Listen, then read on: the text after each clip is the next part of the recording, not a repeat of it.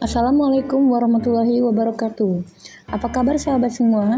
Jumpa lagi di kesempatan ini dan semoga kita semua senantiasa sehat dalam lindungan dan rahmat Allah Subhanahu wa taala. Perkenalkan, saya Triwira Utami, seorang guru yang bertugas di Sekolah Dasar Negeri 1 Seputi Jaya. Saya adalah salah satu peserta kegiatan Program Pendidikan Guru Penggerak Angkatan 9 Kabupaten Lampung Tengah. Berikut merupakan koneksi antar materi berupa kesimpulan dan refleksi saya dari modul 1.1. Sahabat yang saya banggakan, apa yang akan terlintas di benak kita ketika mendengar nama Ki Hajar Dewantara? Pastinya pikiran kita langsung tertuju pada istilah Ing Ngarsa Sungtulodo, Ing Madyo Mangunkarso, dan Tuturi Handayani. Ya benar, ungkapan-ungkapan beliau yang merubah fase pendidikan di negeri tercinta kita. Menurut Ki Hajar Dewantara, pendidikan adalah menuntun segala kekuatan kodrat yang ada pada anak-anak itu, agar mereka sebagai manusia dan sebagai anggota masyarakat dapat mencapai keselamatan dan kebahagiaan yang setinggi-tingginya. Sedangkan dasar pendidikan menurut beliau ialah menuntun. Menuntun di sini mempunyai arti bahwa pendidik itu hanya dapat menuntun tumbuh atau hidup kekuatan kodrat yang ada pada anak-anak, agar dapat memperbaiki lakunya hidup serta tumbuhnya kekuatan kodrat anak. Saya tahu betul ungkapan Ki Hajar Dewantara di atas, namun belum menjiwai dan mengamalkannya dalam peran saya selaku seorang guru. Saya harus mengakui bahwa ada banyak anggapan yang saya yakini sebelum mempelajari modul ini, antara lain. Pertama, fokus utama saya adalah mengajar. Yang saya maksudkan adalah saya lebih berfokus menyelesaikan materi dan ketuntasan anak-anak pada KKM serta pada aspek kognitif siswa semata. Nilai adalah prioritas saya. Dan yang kedua, memandang semua anak itu sama. Ya, selama ini saya salah mengartikan mengenai anggapan itu. Sama yang saya maksudkan selama ini selalu berfokus pada cara pengajaran saya ke siswa harus adil. Harus sama antara satu siswa dengan siswa lain. Saya selalu menyamaratakan gaya belajar siswa. Saya menganggap seluruh siswa memiliki kemampuan sama. Sedangkan yang ketiga, saya yang sejatinya wali kelas adalah penguasa kelas. Yang perlu sahabat ketahui, dalam pendidikan dasar kami diberi amanah untuk mendidik anak sesuai kelas yang diampu. Oleh sebab itu, saya yang beranggapan bahwa itu adalah tanggung jawab saya. Alhasil, saya melaksanakan pembelajaran saya, menganggap bahwa siswa harus mengikuti aturan saya dalam pembelajaran. Saya punya kewenangan penuh untuk mengatur kelas menurut apa yang saya anggap baik. Jika ada yang melanggar aturan yang saya buat dalam pembelajaran, maka saya berhak memberi hukuman.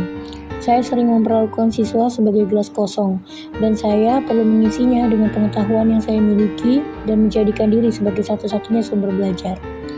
Bila gelas itu sudah penuh dengan pengetahuan, maka itu akan dianggap sebagai sebuah keberhasilan. Itu menurut saya.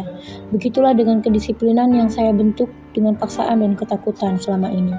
Sedangkan dalam hal pembentukan karakter, saya sering memperlakukan anak-anak layaknya kertas kosong. Hal-hal yang saya anggap baik, itulah yang perlu saya coretkan pada anak-anak.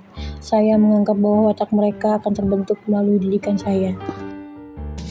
Akan tetapi, setelah mempelajari pemikiran Ki Hajar Dewantara dalam modul 1.1 PGP, dengan seksama melalui proses dan fase yang runtuh, saya semakin paham tujuan dari filosofi KHD yang dimaksud. Tamparan untuk tindakan saya selama ini. Sungguh sangat malu mengingat apa yang saya terapkan selama ini. Pandangan saya berubah 180 derajat.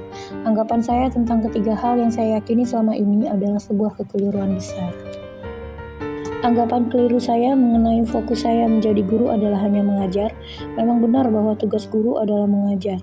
Namun, menurut Ki Hajar Dewantara itu belum lengkap. Tugas saya selain mengajar adalah mendidik. Mengajar hanya berfokus pada hal-hal bersifat lahiriah atau fisik, sedangkan mendidik berfokus pada hal-hal yang bersifat batiniah atau mental. Selanjutnya, saya yang meyakini semua anak itu sama. Anggapan ini tentu keliru dan tidak sejalan dengan pemikiran Ki Hajar Dewantara.